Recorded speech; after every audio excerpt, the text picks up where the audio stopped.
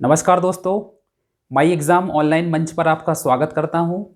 उम्मीद करता हूं कि आप लोग अपने घर में होंगे, सुरक्षित होंगे और आपकी तैयारी भी सुचारू रूप से चल रही होगी।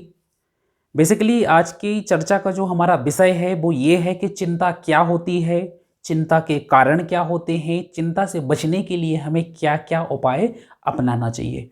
ढेर सारे बच्चों के मेरे पास कई दिनों से संदेश आ रहे थे कि सर एग्ज़ाम कब होगा, मेरा पढ़ने में मन नहीं लग रहा है और जीवन के प्रति भी तरह तरह की चिंताओं का सामना करना पड़ रहा है। तो उन चिंताओं से बचने के लिए क्या क्या उपाय होने चाहिए, उसके कारण क्या होते हैं, ये चिंता क्यों होती है, चलिए हम समझने का प्रयास करते हैं। सबसे पहले तो मैं आपको ये बताना चाहता हूँ कि चिंता क्या होती है। चिंता का मतलब ये होता है कि जब हम एक ही मुद्दे के बारे में सोचते रहते हैं, एक ही मुद्दे के बारे में जब हम सोचते रहते हैं, उसके परिणाम स्वरूप जो हमारे मन में जो भाव उत्पन्न होते हैं, उसे टेक्निकली भाषा में हम क्या कहते हैं, चिंता कहते हैं। क्लियर हो गया है। अब हम बात करते हैं कि चिंता हमें क्यों उत्पन्न हो जाती है। चूंकि क्या होता है कि जो 20 से 30 साल की जो आमतौर पर उम्र होती है, इसमें जो तरह तरह के कुछ ऐसे हार्मोन स्रावित होते हैं जो कहीं ना कहीं जो अपने भावों को नियंत्रित नहीं करने देते हैं। और जब मतलब मैं ऐसे कह सकता हूं कि हमारे शरीर में जो बैलेंस करने वाले हार्मोन होते हैं वो कम मात्रा में स्रावित होते हैं और हम अपने भावों को मैनेजमेंट नहीं कर पाते हैं, तो कहीं ना कहीं उसके चलते हमारे मन में क्या होती है, चिंता उत्पन्न होने लगती है। और यदि हम चिंता के कुछ व्यावहारिक कारणों का जानने का प्रयास करें तो मैं आपको यहाँ स्पष्ट कर देना चाहता हूँ कि चिंता का जो सबसे बड़ा कारण होता है वो ये होता है कि हमारे मन में डर भरा हुआ है।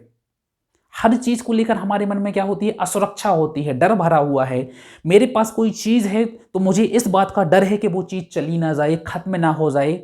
तो ये चीज जब हमें डराती है तो निश्चित रूप से इस डर के कारण भी क्या होता है, कहीं ना कहीं चिंता उत्पन्न होती है। व्यक्ति में एक और गुण होता है, लालच का गुण होता है। इस लालच के गुण के चलते भी व्यक्ति में चिंता उत्पन्न होती है। जैसे कि मैं आपको फॉर एग्जाम्पल बताना चाहूं कि आपको एप्पल मोबाइल चाहिए है, अब आपके पास पैसे नहीं हैं, तो आप सोचेंगे एप्पल मोबाइल कैसे लिया जाए, कैसे लिया जाए, कैसे लिया जाए। मतलब आप क्या कर रहे हो, एक ही मुद्दे पर बार बार सोच रहे हैं, लगातार सोच रहे हैं। इसके परिणाम स्वरूप क्या हो जाएगा, चिंता उत्पन्न हो जाएगी। क्लियर हो गया है। और जब चिंता उत्पन्न होती है तो आप बहुत परेशान होने लगते हैं, आपको असहजता फील होने लगती है। क्लियर हो गया है। एक दूसरी चीज हमें इस बात की भी चिंता रहती है कि कल क्या होगा। मतलब हमें कल की बहुत ज़्यादा चिंता होती है, परंतु आपको ध्यान रखना है कि कल जब होता ही नहीं है तो चिंता किस बात की। हमें चिंता नहीं करना चाहिए, हमें कल की चिंता नहीं करना चाहिए, बल्कि हमें क्या करना चाहिए, आज अपने कर्म को अच्छे तरीके से करना चाहिए, तो कल की चिंता करने का प्रश्न ही उत्पन्न नहीं होगा। क्लियर हो गया है।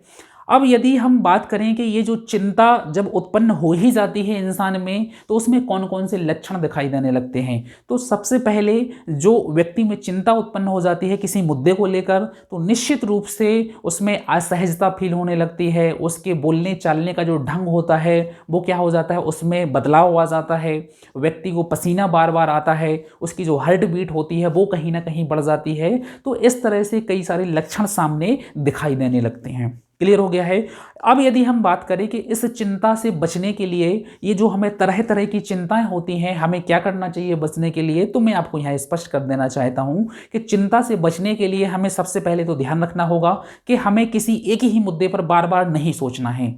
और हमें जो डर भरा हुआ है किसी चीज को लेकर, जो हमारे पास चीज है कि वो खत्म ना हो जाए, नष्ट ना हो जाए, उसको लेकर जो हमें डर भरा हुआ है, तो इन डर को भी आपको क्या करना पड़ेगा, दूर करना पड़ेगा। तो ये तो कहीं ना कहीं मनोवैज्ञानिक और बहुत टेक्निकली मतलब उपाय हैं। लेकिन यदि हम व्यावहारिक उपायों की बात करूं तो व्यावहारिक उपायों में सबसे पहले तो ये आता है कि आपको सुबह से उठने का प्रयास करना चाहिए। क्योंकि जो व्यक्ति सुबह से उठता है तो निश्चित रूप से सुबह वातावरण में क्या होती है, ऑक्सीजन का लेवल जो होता है बहुत ज़्यादा मात्रा में होता है और ऑक्सीजन शुद्ध होती है। जब शुद्ध ऑक्सीजन आपके शरीर में जाती है, जैसे आप योग करते हो, व्यायाम करते हो, रनिंग करते हो, तो इसके माध्यम से क्या होता है, आपके शरीर में ऑक्सीजन का स्तर बढ़ जाता है। और जब व्यक्ति के शरीर में ऑक्सीजन का स्तर बढ़ जाता है तो निश्चित रूप से शरीर में क्या होती है, एनर्जी आती है। और जब शरीर में एनर्जी आती है तो ये क्या करती है, चिंता को दूर करने के लिए प्रयास करती है। क्लियर हो गया है, कोई डाउट तो नहीं है इसमें। इसके बाद यदि हम आगे चलें तो अभी अमेरिका में एक रिसर्च हुआ था, 100 लोगों का रिसर्च किया गया कि जो 100 लोग ओम का उच्चारण कर रहे थे उनके शरीर में ऑक्सीजन का जो लेवल होता है बहुत बड़े पैमाने पर होता है। इसका मतलब ये हुआ है कि जो व्यक्ति ओम का उच्चारण करता है उसके शरीर में ऑक्सीजन का लेवल ज़्यादा होता है। जब ऑक्सीजन का लेवल ज़्यादा रहता है तो आपका मन और मस्तिष्क क्या होता है, स्फूर्ति से भरा रहता है। और जब मन मस्तिष्क आपका स्फूर्ति से भरा रहता है तो निश्चित रूप से यह तमाम तरह की चिंताओं को दूर करने का क्या करता है, प्रयास करता है। क्लियर हो गया है। अब यदि हम बात करें कि यदि आप मेडिटेशन करने का प्रयास करें, मन को एकाग्रचित करने का प्रयास करें, तो इससे भी क्या होती है, चिंता कहीं ना कहीं दूर होती है। और आपको रंगों से दोस्ती करना चाहिए। अब आपके मन में डाउट उत्पन्न हुआ होगा कि आखिर रंगों से दोस्ती हमें किस तरीके से करना है। रंगों से दोस्ती करने का मतलब यह होता है कि जैसे सफ़ेद रंग होता है तो सफ़ेद रंग हमें क्या करता है, शांति प्रदान करता है, शांति का प्रतीक होता है। हरा रंग की हम बात करें तो आपकी प्रगति का प्रतीक होता है। और यदि हम केसरिया रंग की बात करते हैं तो बलिदान और त्याग का प्रतीक होता है। तो इन रंगों से हमें दोस्ती बनाना चाहिए। हमें सफ़ेद कपड़े पहनना चाहिए, सफ़ेद वस्त्रों को धारण करना चाहिए। मतलब हमें ऐसे रंगों से दोस्ती करना चाहिए जो हमें कहीं ना कहीं शांति प्रदान करते हैं, सकारात्मकता प्रदान करते हैं। क्लियर हो गया है। और हमें ऐसे लोगों के पास रहना चाहिए जो सकारात्मक दृष्टिकोण से परिपूर्ण होते हैं। हमें नकारात्मक दृष्टिकोण वाले लोगों के पास नहीं रहना चाहिए। हमेशा हमें किनकी संगति करना चाहिए, सकारात्मक लोगों की संगति करना चाहिए। मतलब आपको ऐसे लोगों की संगति करना है जहां से आपको एक सकारात्मक खुशबू का एहसास होता है, और वो सकारात्मक खुशबू ही आपको क्या करेगी, इस चिंता को दूर करने का क्या करेगी, प्रयास करेगी।